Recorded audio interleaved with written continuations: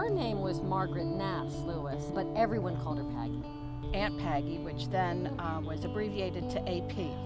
She had a PhD in physics, which was exceedingly rare, you can imagine, for a woman born in 1911. So we always all really admired that. Her father helped establish the lab, Warren H. Lewis, so he was one of the founders of the lab. And Mother worked at the lab, which again is very unusual Right. to have had a woman doing cell culture and that sort of thing at that age. So that was her initial connection with the lab, and that's why she was involved with it. They say she grew up with the lab, but I think the lab grew up with her. She came here for 87 years, every year. And started the Lewis Science Lecture, which she said it was named after my mom, but really it was Aunt Paggy's lecture. She was the true scientist rather than just being in medicine or physics. She loved every sort of science. Not just physics or biological sciences, but poetry and literature Art, and archaeology and anthropology. She really, I think, brought this general view and love of science. Yes, I think just that intellectual side to a large community. She fostered it all along, and she'd love to be remembered for that.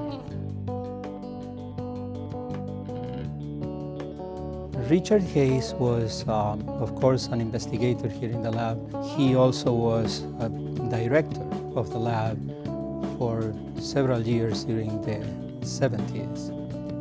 I think that the reason he came to MDIBL is because he realized the potential that was available at this lab to study precisely the things that he was interested in. Dick was a wonderful director. He cared about the laboratory deeply, as anybody who knew him knew that. He always worked very hard for the laboratory. His major contribution to MDIBL was being his director. It was a time that was difficult for the lab. He put the lab back into financial stability and invited and got people to come here at the time that it was crucial for the lab. He managed to attract some pretty interesting investigators to his lab every summer. I think that he brought people to the lab that were very important in the governance and in the scientific capacity of the lab.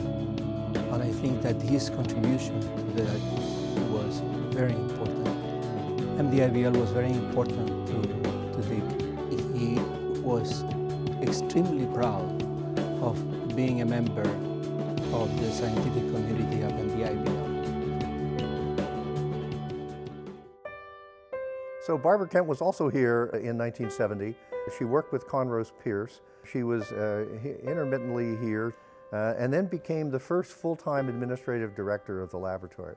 Well, Barbara, I think, was in a sense the quintessential representative of the lab. At that time, she was, in a sense, the lab as far as Mount Desert Island was concerned. She helped make it possible for the lab to expand the way it has.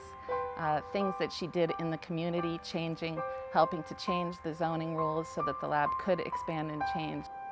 Barbara's clearly major contribution to MDIBL was the initiation of a variety of programs for high school students to be attracted and be given internships at the lab.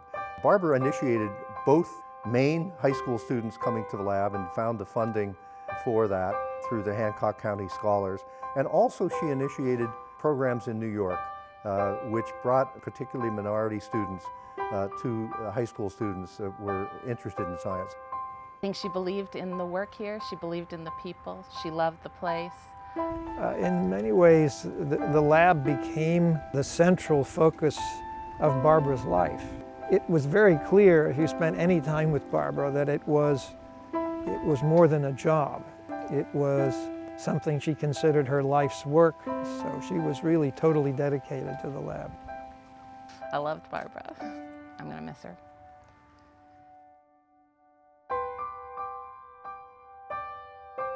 Leon Goldstein was the reason I came to the laboratory. I first met him in the summer of 1965 when I was at Woods Hole. He was very welcoming to me and we became really good friends. And so 10 years later when I came up to Forrester's Symposium, Leon said, "You really must come back to the laboratory." And so I did 2 years later, and I've been coming ever since. So he was my closest friend at the laboratory. He was a model of being a good director. He was a director before I became director, and he taught me what to do and how to handle things and just how to handle the job, and he really was a fantastic role model. What Leon did at the laboratory was reflected in how he showed himself as a board member, and that is his wry sense of humor, his real commitment to social issues, to the needy, and importantly, his belief in teaching and in mentoring of students. Well, MDIBL, like it is to many of us, was the focus of where he did his research. And he loved being up here, he loved the animals he could work on here, he loved the people that he could interact with. MDIBL is a very special place because of the interactions between various scientists, because obviously the beautiful environment, and it meant a great deal to him. It was the focus of his research. We all really miss him a great deal. He was my closest friend here, and I miss seeing him every day. Kathryn Davis was someone I met actually on my third visit when I was being recruited for the director position. She was an amazing woman. I remember when I first met her, I think she was 102 years old then, maybe 101, and I was struck by her interest in life, her passion.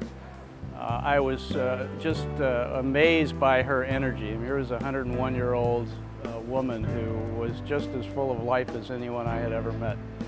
Our new building is appropriately named the Kathryn Davis Center for Regenerative Medicine, because she certainly was a model of regeneration herself. We held several science afternoons for her, and she was fascinated to listen to the students talk about what they were doing. I got a phone call from Cindy George indicating that Kathryn wanted to give us a major gift. And that was the beginning of her philanthropy to this lab. This gift that she gave and continued to give really enabled us to move from our part-time scientific director and hire a full-time scientific director for the first time in the lab's over 100-year history. Obviously, she was also a strong contributor in terms of philanthropy to the laboratory. We couldn't really be where we are today without that kind of financial support. But I think the inspiration was a critical component of who she was and who she was to the laboratory. She knew how critically important it was to have everyone in society educated, to be problem solvers, to understand the world around them, and to engage the world in ways that solve the problems we're confronted with. She's been effective and instrumental on so many fronts, and we will all miss her greatly. I wish we had 100 more like her.